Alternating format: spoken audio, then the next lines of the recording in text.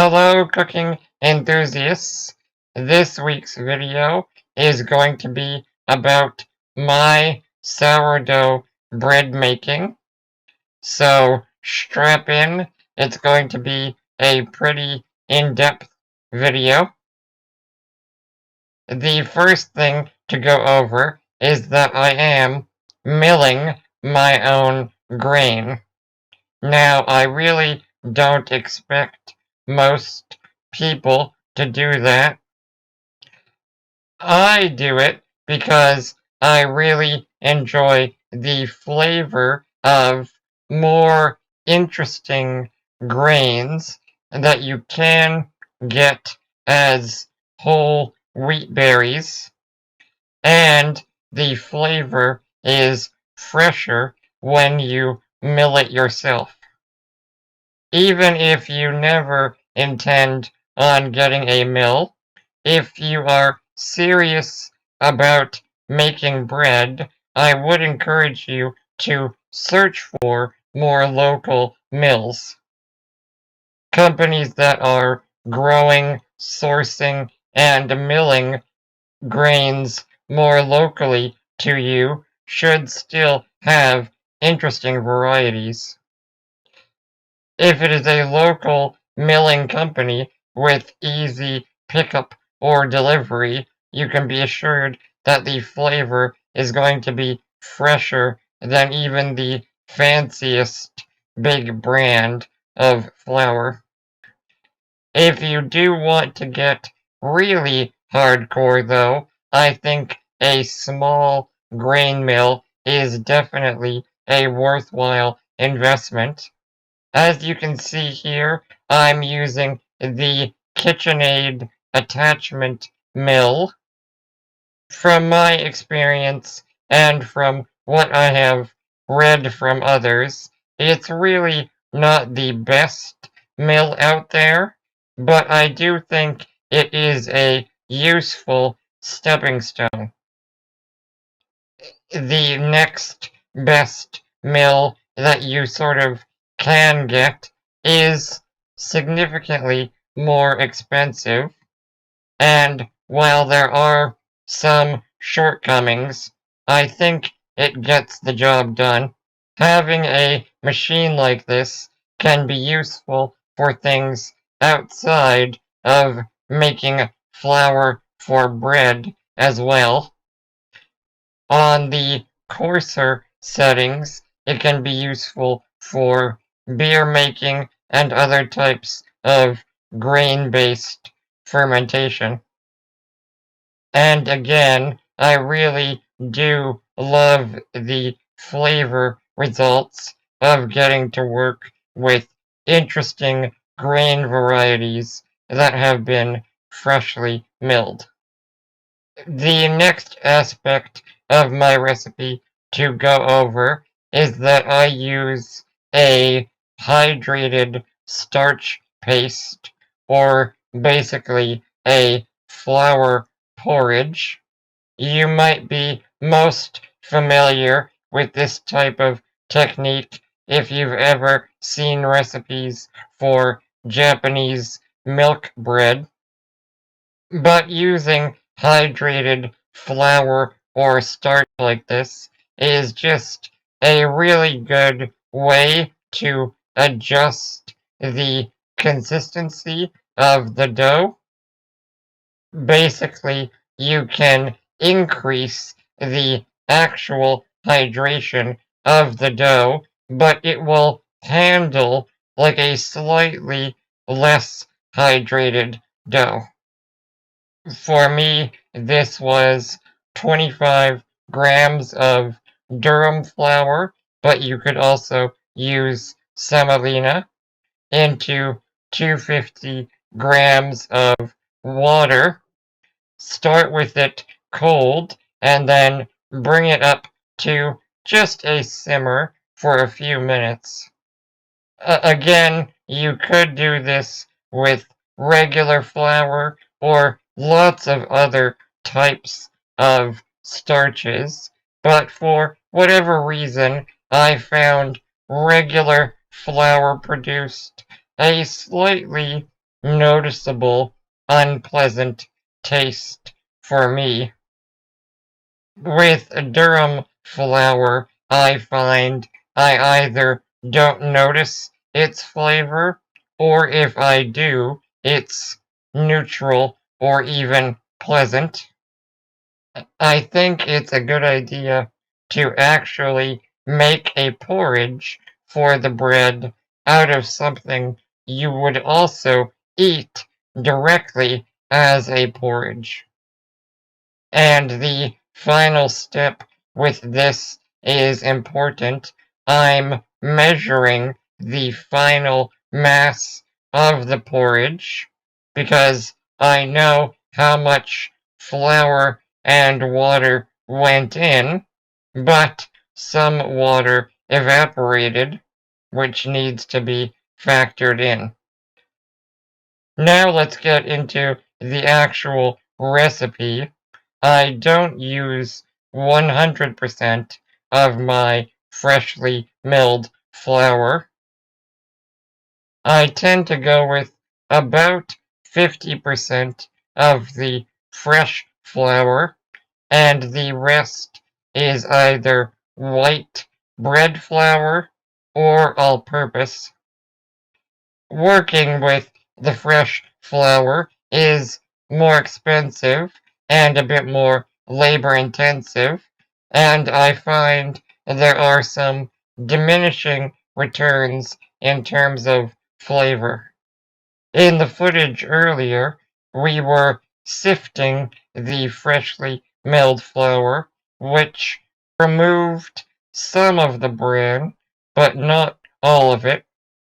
So the fresh flour is behaving somewhat like a whole wheat flour, and this has impacts on the texture of the bread.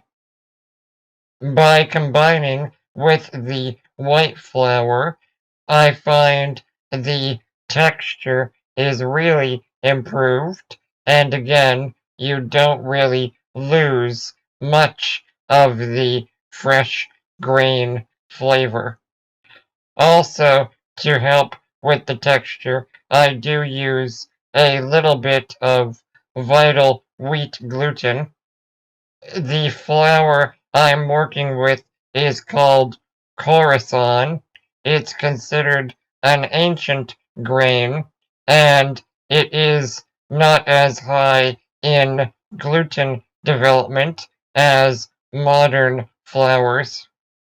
And in this footage, we've just combined the dry ingredients with the porridge and enough water so that 340 grams total was added. And this mixture gets covered for about 45 minutes for a basic autolyse.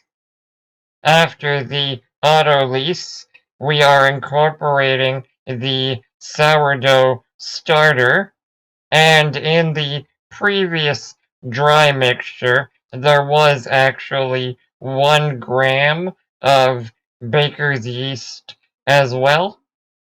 I am a big proponent of hybrid fermentation because I find it just really improves and guarantees a certain nice texture, and you still get plenty of sourdough flavor.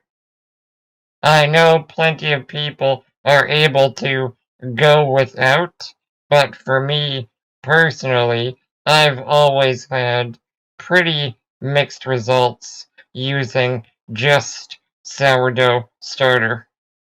In this instance, I'm also lightly flavoring the dough with a little bit of high quality Japanese soy sauce and a little bit of honey. The Japanese soy sauce, or shoyu, was a really interesting flavor. If you want to make something inspired by this video, I do really recommend it. Just get a high quality, naturally fermented shoyu. There are a few places in North America producing high quality shoyu like this. Otherwise, I would recommend getting a imported Japanese brand. The honey in this experiment didn't really make much difference, but I'll have to try using more next time. Once those more liquidy ingredients were incorporated, we also incorporated the salt. Again, this is not necessarily a tutorial, just showing what I am doing. After these last ingredients are incorporated and the dough is somewhat stretched and folded, it goes in for a 24 to 48 hour fermentation in the refrigerator. Purely for scheduling reasons, we ended up going for 48 hours in the refrigerator, and personally, I wouldn't go much further than that. And in general, I go closer to 24 hours and use slightly more sourdough starter. But after the fermentation, it was taken out of the fridge for a few hours before the shaping. Again, by no means are we experts at this stage for sure. We're just trying to stretch and fold the dough until it roughly forms a ball that will allow us to build some sort of surface tension. It's behaving much more wet than I usually like, so I should have decreased the overall hydration or used more flour in the starch porridge. Once we have a basic shape, we dust it in rice flour and flip it into the proofing basket. This is as opposed to actually trying to pick it up and place it into the basket. For my setup, the bread dough now goes into the Anova oven, which is already set for fermentation, which is 30 Celsius. At this temperature, it usually takes just around an hour to fully proof. I wanted the camera set up for filming the actual baking, so you don't get to see flipping it out of the basket or scoring, but really you're not missing much. Again, you might be able to notice that the initial shape is quite flat and spread out. That is because, once again, the dough was behaving much moister than I was hoping for. Still, with this fancy Anova oven, I have full steam injection, and this creates a really dramatic oven spring, as you can see in the footage. Something interesting I am noticing is that I can probably shorten the amount of time I'm using maximum steam. Of course, most people do not have an oven like this, so you would try to replicate it as best as possible using a Dutch oven or combi cooker. After the initial cooking phase at 250 Celsius and steam, the steam gets turned off and the oven turned down to 200 Celsius. And this last phase of cooking is really just to develop color on the outside and is finishing cooking through the bread. Going over the oven in general, this is definitely an area where it performs very well. And that is the bread done. Again, by no means perfect, but the structure is pretty nice. It's a little uneven, so I would have preferred a slightly shorter fermentation. And again, I would have preferred a less spread out shape, but that is easy to adjust in the future. Flavor-wise, this is definitely my favorite homemade bread so far. The freshly milled Khorasan is a really nice, nutty flavor, and even that small amount of good quality shoyu is adding a lot of complexity to the flavor. Other than tweaking the hydration and using a little more honey, I can't really see how I would improve a recipe like this. I hope this video has been informative and maybe inspiring. If you have any questions about this recipe or related topics, please let me know in the comments. Please consider sharing and subscribing if you liked this. Otherwise, thank you for watching.